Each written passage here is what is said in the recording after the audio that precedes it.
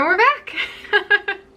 So that was really fun. We had a great time. We headed down to North Carolina over the weekend and we spent the tail end of Chips's spring break with his family, which was really fun. It was as delicious as usual.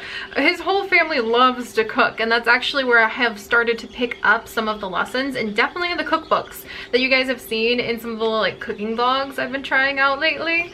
And it was just a culinary delight all around. You arrive and then people make delicious soups, and we made the focaccia bread, focaccia? We made the focaccia bread that I still call the focaccia because it's easier for me to remember. We made it for them. They really loved it. It was fantastic, fresh out of the oven. Chips is very proud of his addition of oregano over the top because he believes it adds that extra zest. And we had like homemade cinnamon rolls and tofu scramble and little tater tots and fruit bowls. That was just brunch. That was amazing. We had pizza. So they did homemade pizza and homemade veggie burgers in like pretzel buns. Oh my gosh, yeah, basically everywhere you turned it was delicious food, and I feel stuffed to the brim after that amazing weekend down south. And we didn't really find much of spring though, so you guys probably, if you're here in the United States or over apparently in the UK as well, you've experienced the very cold weather we've been having. So I was a little bit disappointed that I didn't get to go down and just be surrounded by greenery and flowers on all sides, and I could just wrap it up and carry it back with me to what is very much not spring here in Michigan. But actually, it's really beautiful today. It's really beautiful. I may even try to put on some of my snowshoes and go out on a walk because this is one of the most beautiful winter days I think we've ever had.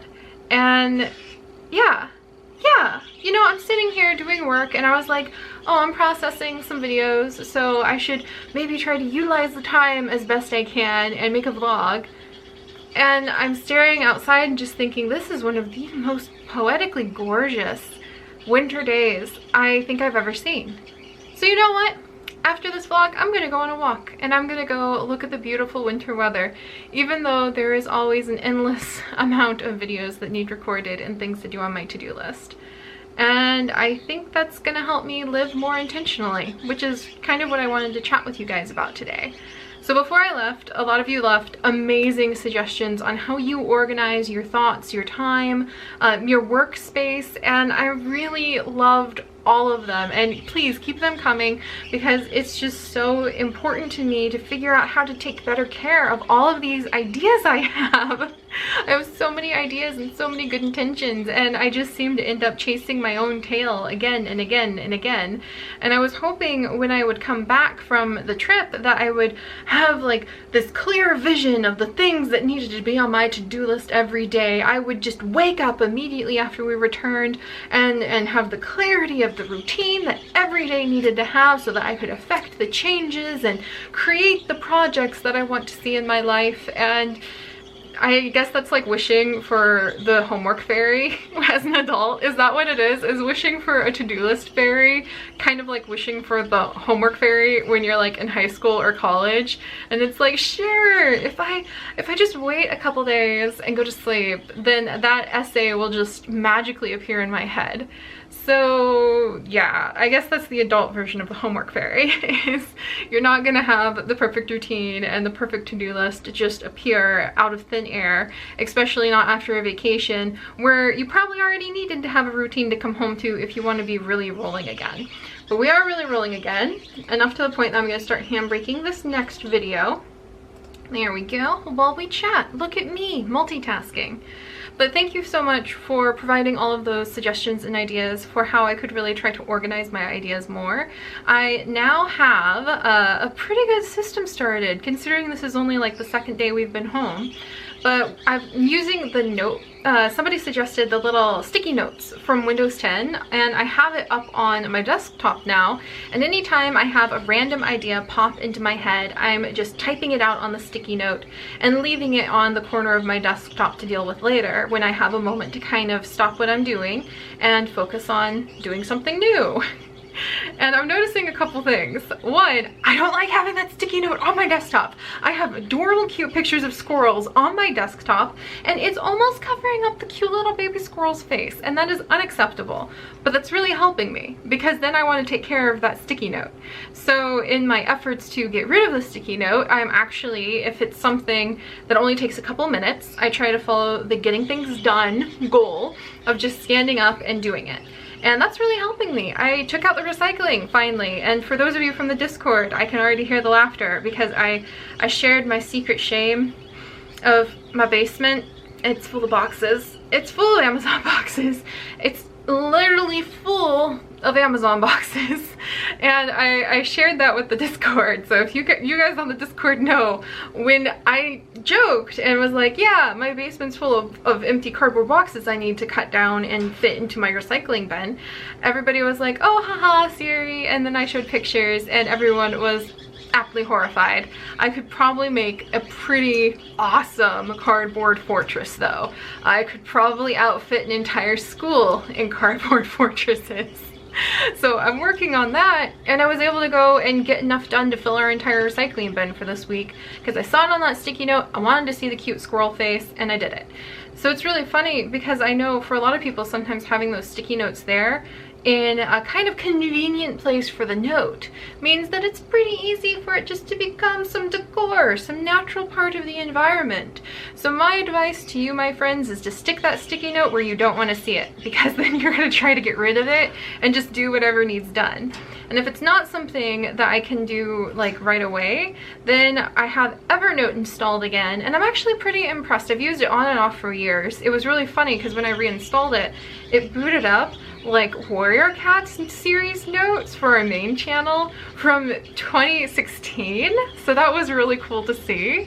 But I have Evernote up, and I'm starting to sort anything I can't do in 10 minutes either into my Google Calendar if it's a task that needs done by a certain date, or into my Evernote to come back later. And I'm finding out something pretty cool, guys. It turns out about 80% of the things that tug at my mind and make me feel exhausted and anxious and like I'm constantly forgetting something are creative ideas.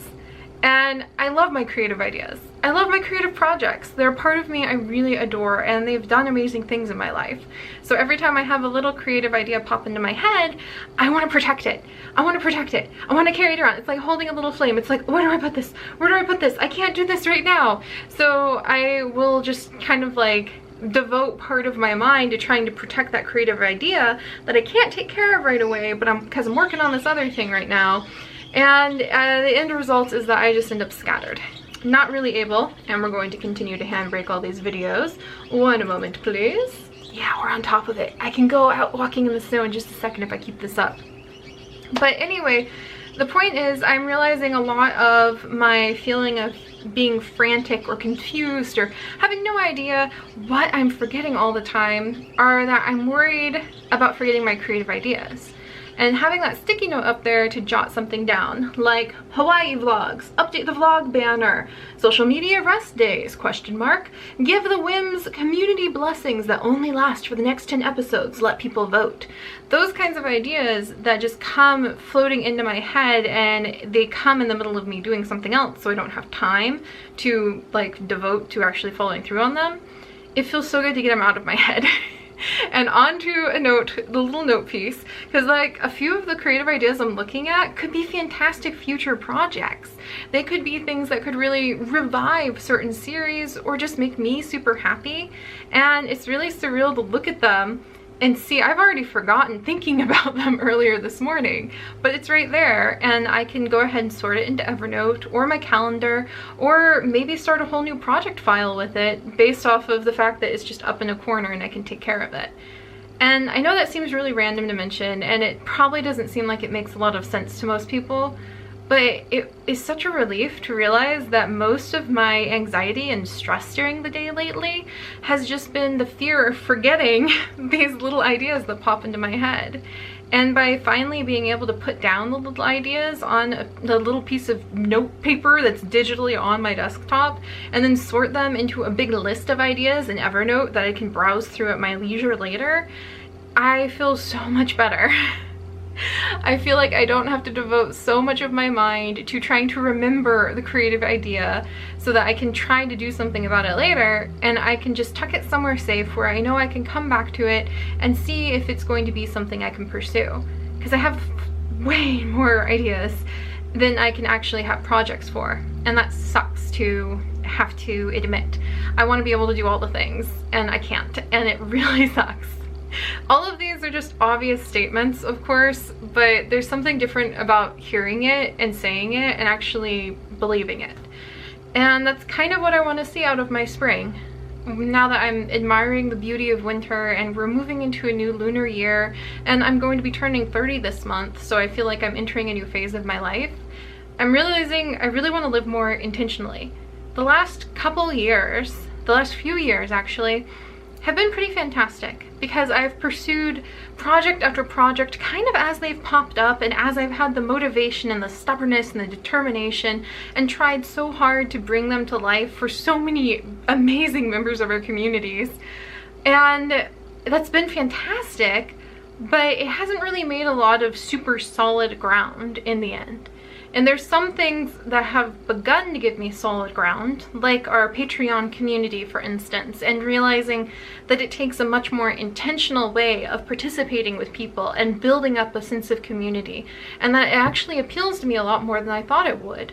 Or some of our original series that we've had on the main channel that continue to give so much support over the years, or some of the better decisions I've made for my health. Those are all things that at the time I was just kind of rushing after the creative idea and the project and doing as much as I could before something else suddenly popped up, and I had to rush after that to try it out. And I'm realizing if I slow down a little bit, I'm focused on doing a few things more intentionally, I can make a lot more solid ground for myself. More intentionally taking care of my health, more intentionally looking at all of these creative ideas, looking at the context of what's going on in my channel, my life, my energy, my resources, and then picking one to really focus and follow all the way through on. And it's just going to turn out better, I think. So living more intentionally is something I want to do. And by no longer having to devote so much of my mind to carrying all of the random ideas bobbling about my head all the time, I feel like if I lay them all out and don't trust my brain as the storage system anymore, then not only am I less anxious, but I feel like I'm able to pick with my best intentions the thing that I want to be the most intentional about, that I believe is worthy of being intentional. And also a shout out to my friend Jo, because she said something many months ago in, believe it or not, our Sims 4 Cow Plant Challenge series that has stuck with me all this time. And she pointed out something I thought was secret, something I thought none of you would be able to see, none of you could guess. And that's the fact that I really struggle to follow through on certain projects. And it's not because I'm lazy, and it's not because I don't want to complete a project, but I realized when she said that, I remember that too, and I felt so called out. I was like, how did you know? How did you know? I make the challenges in our series and the challenges in my own life more complicated because I don't know if I want to complete the challenge yet.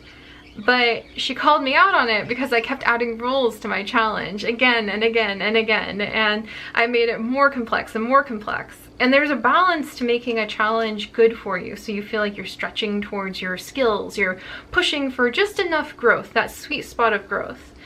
And then there's not completing things because you're afraid of what you're going to find on the other side of the goal line.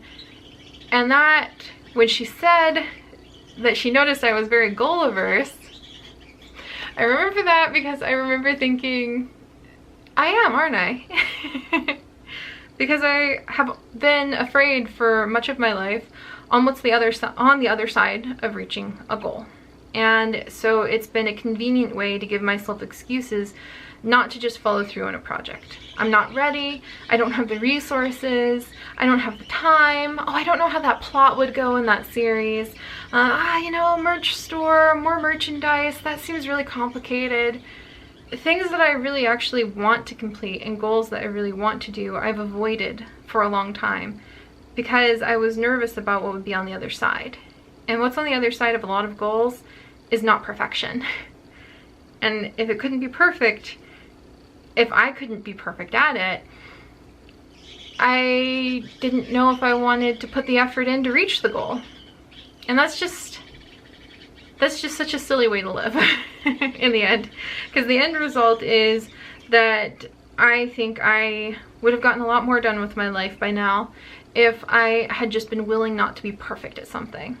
Not being perfect, but just being good and being kind and just completing it and moving on. That's kind of what I'm at now. So yeah, I know this is kind of a weird all over the place ramble, but it's what I came back with from spring break. Wanting to be more intentional and just completing things. It doesn't have to be perfect. It probably will need to be improved on in the future, but it can't improve on something if I never complete it in the first place. So that's why I want to be more intentional, and why I'm really grateful to those of you who suggested putting sticky notes up, and why I'm really grateful that that sticky note annoys me enough that I'm actually doing something about it and it's not just a decor piece. So yeah, there's my intentions for my intentional new phase of life that I really want to move into. And I'll talk more to you guys about the kinds of goals I'm setting in between all of the fun things that have been happening behind the scenes here I want to share with you next time. But I just wanted to get that off my chest because it sounded really important in my head. And I'm gonna go and explore what's going on outside because this is one of the most beautiful days I think I've seen all winter. So I'll see you guys next time.